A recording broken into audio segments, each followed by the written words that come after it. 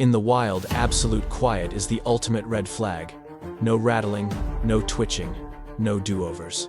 In a time frame shorter than a blink, a lethal strike can rewrite the laws of existence, instantly demoting a hunter to a meal without a shred of pity.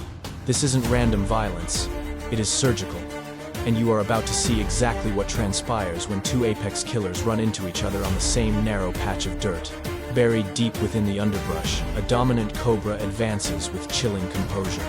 Every fiber of its being is locked onto a single objective: dominate the head, determine the fate. Crossing its path, a second cobra picks up the tremors a fraction too late. There is no theatrical pursuit, no flared hoods of warning. Just an abrupt shift in geometry, a tensing of scales, and the air instantly turns electric. The atmosphere grows dense, as if the forest itself is holding its breath in anticipation. Cobras don't brawl out of anger. They duel with mathematics. Every lunge is calculated, every millimeter of range assessed.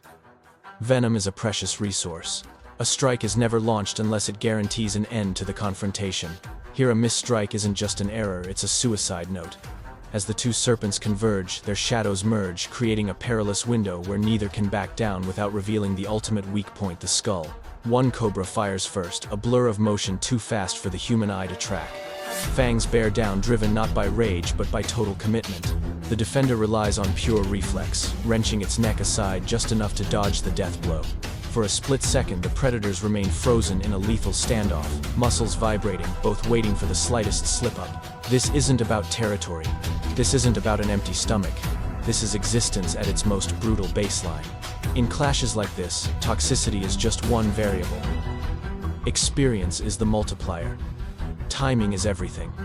The discipline to remain motionless when every instinct screams flee can be the difference between life and death. Many snakes perish not from the bite, but from panic. The combatant that maintains its composure the longest usually slithers away alive, or eats. As the pressure mounts, the earth beneath them transforms into an arena of instincts honed over eons. There are no protagonists here, no sympathy. Just one immutable fact: hesitation is fatal. If you want to grasp how these predators make split-second life or death choices in dead silence, don't go anywhere. Smash that like button, subscribe to the channel, and drop a comment below on who you think walks away when neither cobra is willing to yield. The second the gap closes, the duel turns simple and savage. Strategy evaporates. Execution takes over. One cobra pivots, angling its bulk to shield its neck, while the opponent coils tighter, chambering a second strike that won't miss. In serpentine warfare, the opening bite rarely concludes the match. It's the follow-through that determines who owns the terrain and who loses the capacity to fight back. A sharp crack punctures the silence. This time, the fangs find their mark, scraping against scales and pumping just enough toxin to tip the scales. The bitten cobra snaps back, not in fear but in pure physiological shock. Neurotoxins start their invisible sabotage, severing the lines between brain and muscle. Motion becomes sluggish, reflexes dull. Every ticking second hands the advantage to the aggressor, yet the battle is far from finished. With a violent contortion, the wounded snake surges, trying to pin its enemy's head. It's a Hail Mary, but a calculated one. If it can latch on and hold, the venom becomes a moot point. Physical control trumps chemical warfare. Bodies collide, loops tangling each serpent, straining to grind the other's snout into the dust. The soil gets torn up as muscle grinds against muscle in a stamina test that few creatures could withstand. Cobras aren't built to constrict, but in dire straits, survival instinct overrides biological design. They apply pressure not to crush bones but to shackles, movement to kill the angle of a counterattack. The aggressor sticks like glue, denying any breathing room, aware that distance is the only weapon the injured snake has left. One clean break could reset the whole board. As the toxin circulates, subtle betrayals begin. The victim's strikes lose their laser focus. Its grip slackens by microscopic degrees, barely noticeable to us, but a death knell in this fight. The dominant cobra reads it instantly. Predators are masters at detecting frailty.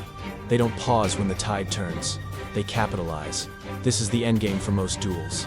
No cinematic finishing move, just one creature realizing too late that its machinery is failing.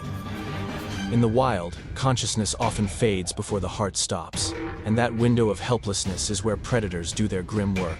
If you are glued to the screen feeling the intensity, don't look away now. Hit like, subscribe for more unfiltered survival stories, and let us know if you think the underdog can still pull a miracle out of this mess. The grapple continues, but the momentum has visibly shifted. The cobra that drew first blood now moves with terrifying assurance, keeping low head cocked just enough to strike again if needed.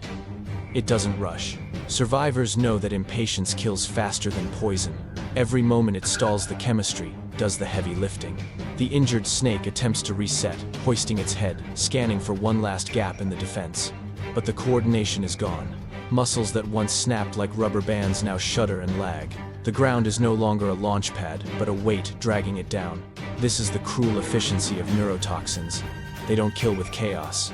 They simply switch off the lights room by room. Sensing the shutdown, the victor makes its move. It darts in, clamping down behind the skull, locking its jaws where the prey can't whip around to bite back. This is the checkmate every snake hunter looks for. Once head control is established, the contest is technically over. The loser's body still thrashes, but it's no longer fighting, it's just moving. These are merely nerves, firing into the void. What comes next isn't violence for the sake of it, it's protocol. The winner adjusts its hold, squeezing just enough to nullify resistance, straightening the carcass for ingestion. Nature doesn't tolerate wasted energy. Every adjustment has a purpose. Even in dominance, efficiency is the law. The defeated cobra's spasms fade fast. The venom has completed its assignment, devoid of drama but full of finality. The body goes limp, the tension draining from the coils, reducing a lethal hunter to mere meat. This reversal is one of the most disturbing truths of the wild. Rank, reputation, and history mean nothing when your reflexes fail. Battles like this rarely have an audience. They happen in the hush of the undergrowth, buried by leaves and time. But the takeaway is stark. In the realm of venomous killers, survival rewards precision over brute strength and patience over velocity. If these raw moments captivate, you support the channel by smashing that like button, subscribing, and sharing your take below.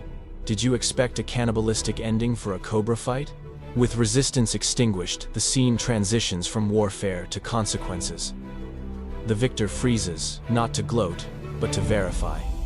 Predators that celebrate too early often end up dead. A final diagnostic ensures no sudden resurrections, no last-ditch reflex that could flip the script.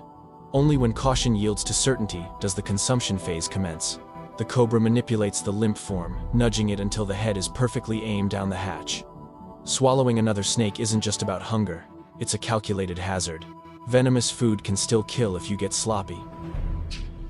Starting at the snout minimizes friction, letting the jaws sheath over bone and scale smoothly. The lower mandibles unhinge, stretching beyond logical limits, creeping forward in slow, deliberate motions. Waves of muscle ripple down the victor's length, ratcheting the meal inward inch by painful inch. This isn't chewing, it's biological engineering.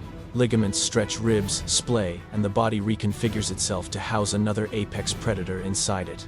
Every contraction drags the prey deeper into a one-way tunnel. Once this starts, there is no turning back. Scenes like this reveal a brutal fact about nature. Winning the fight is only half the battle. You have to survive the aftermath. Carrying a meal this size leaves the cobra sluggish, defenseless, and ripe for attack. But the payoff is fuel for weeks, maybe longer. In a world where every hunt is a gamble, this is a jackpot worth the risk. Around them, the forest reboots. Insects buzz. Foliage rustles. The world creates no monument for what just happened. Nature doesn't pause to mourn or celebrate. It just keeps spinning, completely indifferent to the violence on the forest floor. If you've stuck with us this long, you are seeing the reality most turn away from. Support the channel by liking, subscribing for more rare predator footage. And tell us, would you take the risk of eating something that could kill you? When the dust finally settles, the lesson is impossible to miss. In the wild, doom isn't always loud or fast. Sometimes it creeps in without a sound, wearing the same skin, using the same toolkit, and wielding the same weapons. The cobra that slithers away today didn't win because it was stronger. It won because it was more precise, more disciplined, and willing to pull the trigger the exact second that hesitation would have meant death. Savage encounters like this prove that the wilderness has zero concept of mercy. Even apex hunters can fall as rapidly as their victims if a single maneuver goes awry. Carrying toxins guarantees no victory. Past experience promises no safety. Only sharp awareness and split-second timing separate the breathing from the buried. The quietest stalker often poses the gravest threat, striking only when the prey's fate is already sealed in stone. These fleeting moments are seldom witnessed, yet they define how the natural order stays in check.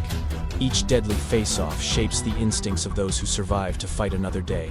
True survival isn't just about dominance. It is about adaptation, patience, and knowing exactly when to deliver a bite and when to coil back into the shadows.